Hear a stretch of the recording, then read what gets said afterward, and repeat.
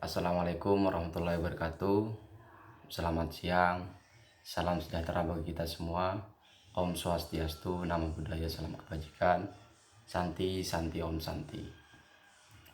Baik, pada kesempatan kali ini saya akan mengulas beberapa tugas UAS, yaitu tentang etika profesi, di mana saya akan menjelaskan nomor kelompok, daftar anggota kelompok, topik kasus yang diangkat, apakah sudah diupload di channel YouTube atau belum, kemudian ringkasan materi dan lesson learned atau pelajaran yang didapat dari tugas pembuatan video tersebut. Baik, yang pertama, saya Suharyanto, berasal dari kelompok 6 etika profesi. Anggota kelompok diantaranya ada Roni Al-Muzadi, Alif Irsad, M. Agung Baidowi, dan ada Vicky. Baik, berlanjut pada pembahasan kasus yang diangkat, yaitu pertama adalah etika berinternet. Di sana ada beberapa sub pembahasan, diantaranya ada pengertian etika berinternet, tujuan etika berinternet, manfaat etika berinternet, jenis etika berinternet, kewajiban berinternet, larangan berinternet, dan yang terakhir adalah pelanggaran berinternet. Baik, yang pertama, pengertian berinternet adalah tata cara atau perilaku dalam menggunakan media, baik itu media sosial atau media online. Etika berinternet atau netiquette dimaksudkan agar para pecandu maupun pemula media bisa lebih bijak dalam menggunakannya, karena media sosial atau media online adalah ruang publik, bukan ruang pribadi ya. Jadi harus bisa membedakan mana konten yang mengandung ujaran kebencian atau hate speech, dan mana konten yang mendidik atau informatif, dan membantu pengguna lain dalam proses pencarian informasi. Nah, pengertian internet di sini adalah bagaimana kita di sana mengerti bahwa di media sosial itu bukan ruang pribadi, tapi melainkan di sana adalah ruang publik.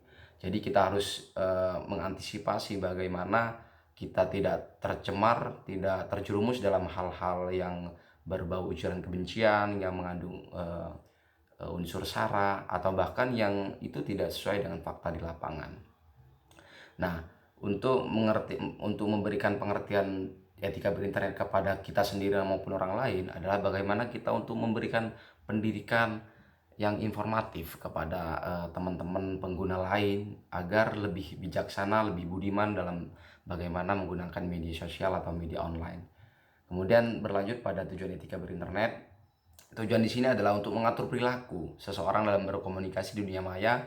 Etika berinternet mulai mengalami kemunduran, baik oleh public figure maupun masyarakat secara umum, akibat kurang memahami etika berinternet secara utuh dan menyeluruh. Tujuan etika berinternet adalah untuk menjamin keamanan dan kenyamanan segenap pengguna di dalam mengakses beberapa website atau referensi untuk dijadikan bahan ajar atau pekerjaan berdasarkan ketentuan-ketentuan yang berlaku. Nah, tujuan di sini bagaimana etika berinternet ini adalah mengatur perilaku, mengatur bagaimana teman-teman atau pengguna media sosial itu saling berinteraksi satu sama lain, bagaimana kemudian menjaga, menghormati, atau bahkan sama-sama mempunyai keamanan dan kenyamanan tersendiri untuk segenap pengguna media sosial. Nah, kemudian manfaat etika berinternet. Nah, manfaat etika berinternet, seseorang dapat menghargai pengguna lain. Nah, juga menjaga keharmonisan, berbagi referensi, lebih bijaksana, atau bahkan memberikan klarifikasi postingan yang itu membuat ketersinggungan antara pengguna satu dengan pengguna lain. Nah, aturan ini, manfaat ini juga tercantum dalam aturan umum oleh di Internet Engineering Task Force atau IETF, atau gugus tugas rekayasa internet, yang pada waktu itu memang manfaat etika berinternet ini dicantumkan dalam aturan umumnya, bagaimana para pengguna media sosial, para pegiat media sosial, apalagi public figure, untuk memberikan cerminan, memberikan gambaran bagaimana kita terus menjaga etika dalam bermedia sosial, ya, apalagi dalam berinteraksi gitu ya. Kemudian berlanjut pada jenis etika. Nah, jenis etika berinternet di sini dibagi menjadi dua dalam pembahasan kelompok saya dan teman-teman di kelompok 6. Yang pertama adalah etika pribadi. Nah, Etika berinternet secara pribadi yang dimaksud adalah seperti one-to-one communication yang menjadi komunikasi antar individu. Sedangkan one-to-one to ethic yang menjaga etika antar individu.